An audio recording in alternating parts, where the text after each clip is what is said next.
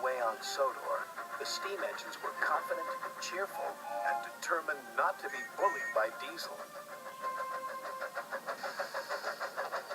Only James, who now felt really useful too, was complaining. Wobbly wheels. Puffy pistons. Thomas, I should have collected Mr. Conductor. James is right, little Thomas. Collecting Mr. Conductor is an important job. Important is big. James is a big engine. You, Thomas, are small. Small, small, small, teeny, weeny, weeny. And I'm a big blue engine who knows everything. Bossy sprockets. All that steam has gone to your funnel. Hey, there they are. We'll fix their wagons. Put them back in them. What's important is to stand up on our own wheels to Diesel. Toby's right.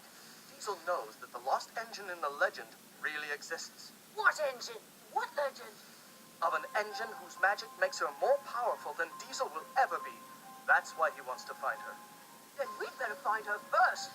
Leave it to the big engines, Percy. Little engines can do big things, especially when they have nice blue paint like me. Hey, just watch what happens to that blue puffball when Harold the Flopper Chopper flies past here. Right. Routine flyby, chaps. Hello! The boss dumped sneezing powder everywhere. Let's start laughing now.